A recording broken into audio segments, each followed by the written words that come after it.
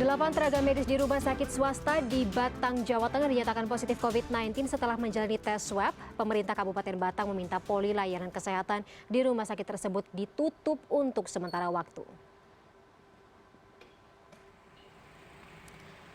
Kasus COVID-19 ini ditemukan setelah dilakukan rapid test terhadap 24 tenaga medis di rumah sakit QIM yang hasilnya reaktif.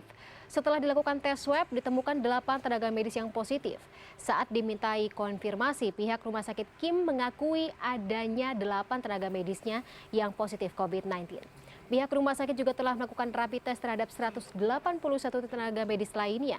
Hasilnya 85% negatif dan sisanya masih menunggu hasil tes swab. Adapun penutupan poli kesehatan, pihak rumah sakit Kim menyatakan akan dilakukan mulai Sabtu 9 Mei hingga 18 Mei.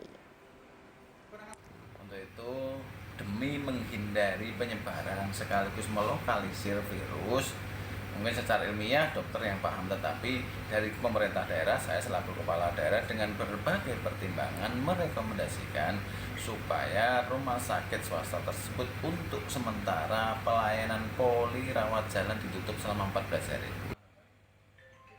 Pak Bupati sudah melayangkan surat ke kami tanggal 5 lah ya. Kita diminta untuk mulai tanggal 5 Mei itu untuk menutup poliklinik kita, jadi klinik rawat jalan ya, klinik rawat jalan. Meskipun itu sebenarnya tidak sesuai dengan temuan tracking kita secara epidemiologis, kita hormati itu sebagai satu langkah bagus dari Pemda untuk mencegah penularan ya. Jadi melalui sambungan telepon siang hari ini kita sudah terhubung dengan Bupati Batang, Wihaji di Batang, Jawa Tengah. Selamat siang Pak Wihaji. Bagaimana kondisi para Pak Wihaji, bagaimana kondisi para tenaga medis yang atau sudah dikonfirmasi positif virus corona saat ini? Jadi begini, Mbak, terima kasih bahwa dari Dinas Kesehatan kita sudah koordinasi dengan rumah sakit swasta di Batang, rumah sakit Kim. Kemudian dari laporannya memang dari 180 yang di rapid test ada 26 yang positif. Dari 26 itu yang sudah keluar rapid testnya 10 dan 8 diantaranya hasil swabnya positif. Untuk itu saya perlu informasikan Mbak bahwa rumah sakit Kim salah satu rumah sakit swasta yang direkomendasikan Pemda sebagai lain ketiga untuk penanganan rujukan virus COVID-19, tentu saya terima kasih.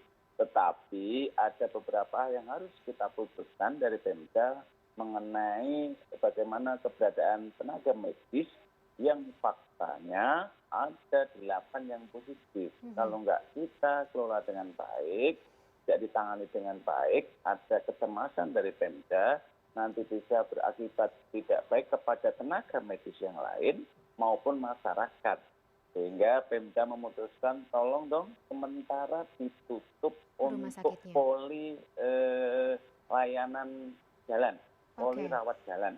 Tetapi untuk IGD jalan terus silakan, tapi untuk poli rawat jalan saya minta ditutup demi membatasi penyebaran dari virus COVID-19 yang memang faktanya hari ini ada 24 yang diisolasi berdasarkan rapid test positif. Walaupun swabnya baru yang positif 8, itu diisolasi di rumah sakit. Kira-kira begitu Mbak.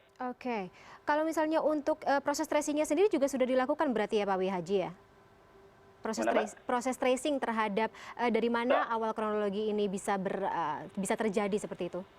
Sudah, jadi awalnya ada salah satu dari tenaga kesehatan, kemudian kita tracking, dan walaupun mungkin buktinya susah ya, tetapi dari hasil tracking itu kelihatan bahwa yang positif pernah berinteraksi dan kontak dengan yang positif sebelumnya. Karena semuanya kebetulan tenaga medis, di situ dokter, bidan, perawat yang kena. Jadi kebetulan mungkin teman awalnya OTG, orang tanpa gejala, ditengok, kemudian berikutnya ternyata positif lah. Kira-kira seperti itu, Mbak. Oke, Pak Wihaji, kan berarti pelayanan tadi seperti yang Bapak katakan ini ditutup sementara, kemudian juga dialihkan layanannya ke arah IGD nih, layanan rawat jalannya. Ini untuk Rumah Sakit Kim sendiri, apakah ada kesulitan, kemudian juga mungkin ada yang terhambat terkait dengan fasilitas dan juga bentuk layanan terhadap para pasien yang datang ke sana? Begini, yang paling penting adalah bisa berkoordinasi dengan pemerintah daerah. Seandainya memang kesulitan, apanya yang perlu kita bantu. Oke. Ini adalah pilihan yang paling mungkin. Seperti kita meliburkan sekolah, kita meliburkan orang kerja di PNS, ikhtiar kita.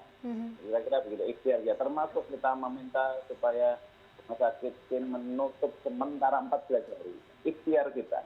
Nawa itu kita tetap baik, menjaga tenaga medisnya dan menjaga masyarakatnya. Karena kita cemas, seandainya karena rata-rata ada OTG, jangan sampai yang merawat jalan pasien ini secara tidak langsung kena virus COVID-19 dari mereka yang imunnya kuat, yang memang OTG, orang tanpa gejala, dan itu lebih membahayakan bagi semuanya, termasuk medis yang lain, pun masyarakat atau pasien. Kira-kira begitu.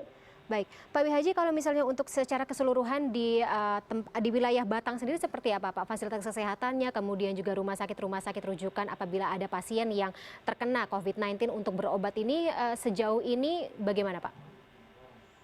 Berdasarkan SK Gubernur, Kabupaten Batang punya 1 rujukan rumah sakit. Kemudian SK Bupati menambah 2 rumah sakit, yakni 1 rumah sakit RSUD Batang, yang kedua rumah sakit Kim ini bagian dari rujukan. Dari Lebaran di Batang, alhamdulillah sebenarnya sudah membaik, tetapi memang akhir-akhir ini khususnya yang positif yang agak meningkat dan kebetulan yang banyak tenaga medis. Okay. Kita sudah sampai hari ini ada 14 yang positif. 14 itu 8 tenaga medis. Ini 8 tenaga medis. Kemudian yang lainnya warga, 1 meninggal, yang lain juga sembuh. Tenaga medis yang sembuh sudah 3, artinya ini baik-baik saja. Cuma memang ini kebersamaan demi mengikuti anjuran pemerintah pusat, tentu pemerintah daerah adalah tangan panjang pemerintah pusat yang ada di daerah.